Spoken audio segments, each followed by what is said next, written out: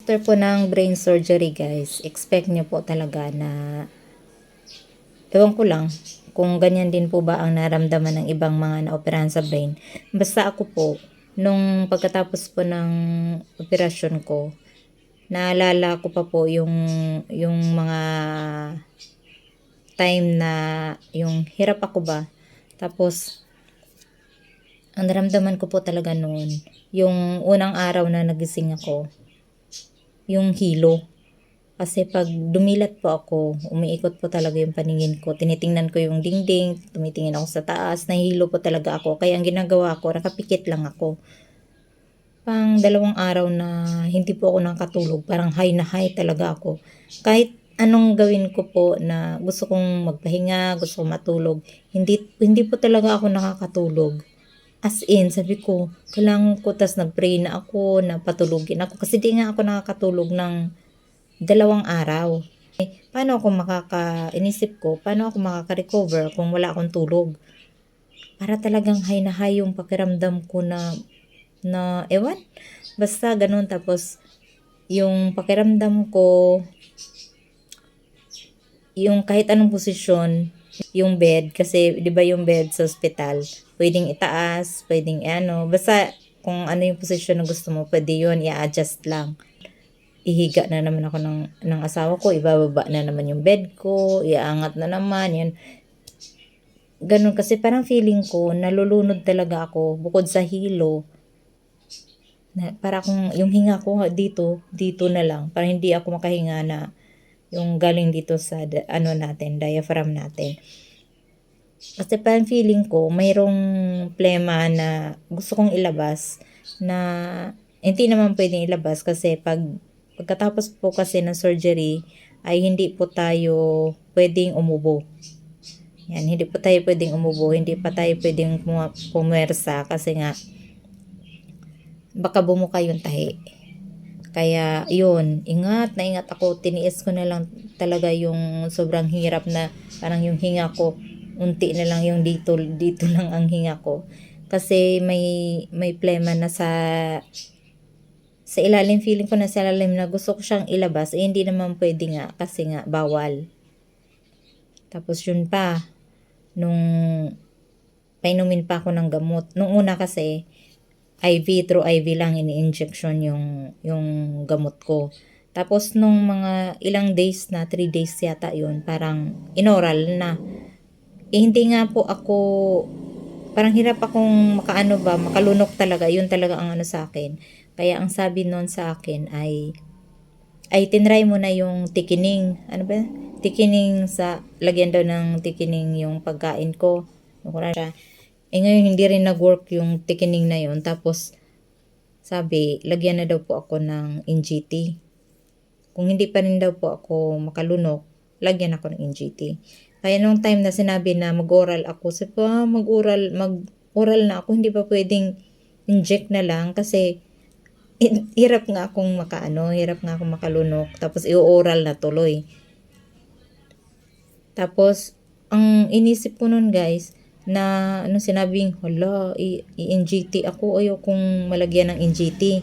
Kaya, ang inisip ko guys, ini-imagine ko nung mga time na hindi pa ako naoperahan, kasi diba, nung normal pa lang yung paglunok ko, pag uminom ako ng tubig, lagok talaga, lumalagok ganun. Ini-imagine ko kung paano ba ako lumunok dati, tapos, ang ginawa dun sa gamot kasi hindi ko alam na maga siguro yung ko dito. Kasi nga ang sabi po kasi ng doktor, ang anesthesia ko daw po ay dinaan sa bibig. Kaya siguro daw nagasgas daw yung lalamunan ko. Kaya siguro na maga, parang ganun. Kaya nung time na oral na nagamot, alam mo, dinurog yung gamot para lang minsan tinutulak ko pa minsan nasusuka ako kasi tinutulak ko siya para pumasok. Kasi sabi ko, paano kung hindi ako makainom ng antibiotic, paano gagaling yung sugat ko kung hindi ako makainom. Pero sa biyaya ng Lord guys, yung hirap ko na yun, na minsan kinakabahan ako na baka Baka nga ay malagyan ako ng NGT. Pag hindi ako, unti-unti naman po, pakunti-kunti po ay pumapasok naman yung, bumababa naman yung tubig, unti-unti. Tapos ang ginawa ko nun, nakatulong po sa akin yung mangustin kasi ginawa ko siyang candy. Kaya napapractice yung paglunok ko. Yung mangustin, di ba, maasim-asim naman ng tamis. Yun po yung ginagawa ko siyang candy. At nakatulong po yun pag uminom ako ng gamot kasi hindi ko masyadong nalalasahan yung pangit na lasa ng gamot. Kasi lalo na yung ano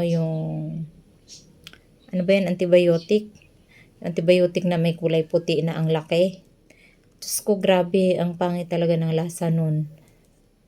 Kahit masuka-suka, sige, pinipilit ko pa rin na may pasok sa lalamunan ko yung gamot.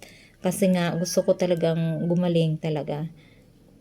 Pero, thank you Lord talaga, yung mga paghirap ko na yun ay napagtagumpayan ko. Kaya napakabuti po talaga ng Panginoon. Pag tayo pala talaga na manalig po tayo sa Kanya. Sabi ko, Lord, di ba lilipas lang to. Kayanin ko to. Alam ko lilipas lang to. Baka bukas wala na to. Baka sunod na buwan wala na to. Or taon, okay lang. Basta gumaling ako. Oh. Pero tingnan mo guys, sa biyaya pa ng Panginoon, grabe yung hirap ko. Grabe yung hirap ko sa ospital na hindi mo talaga akalain na ma-survive ko. Pero ito, nakasurvive ako at nakapag-share po ako sa inyo.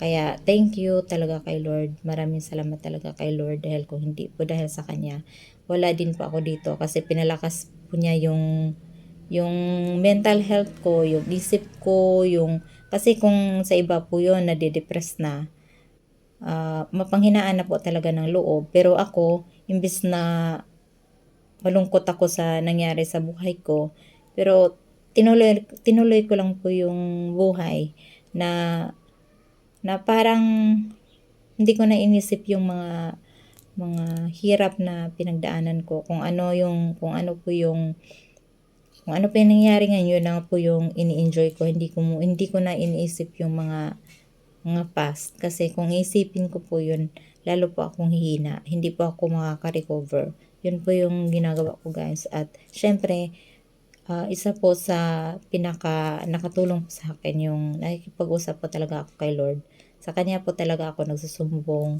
Sa Kanya po ako humihingi po ng guidance. Sa Kanya po talaga ako nanalig. Kaya siguro po nakikita nyo na ganito po ako na ano po kayong posible inoperahan sa brain. 4 ang operasyon pero ang lakas. Iba po talaga kung may Lord tayo sa buhay natin guys. Iba talaga pag nagtitiwala po tayo kay Lord. Na siya yung kahit ano pa man yung nangyari sa buhay natin, kahit gaano pa tayo pinahirapan sa ating sitwasyon, pero siya pa rin ang tinataas natin at sa Kanya pa rin tayo nagtitiwala. Iba po. Kasi masasabi ko po talaga na sa Kanya po talaga ay walang imposible. Lahat po ay posible. Kaya kayo po, wag po kayong sumuko. Kasi kung kinaya po namin, marami pong mga survivor, marami pong mga brain tumor survivor na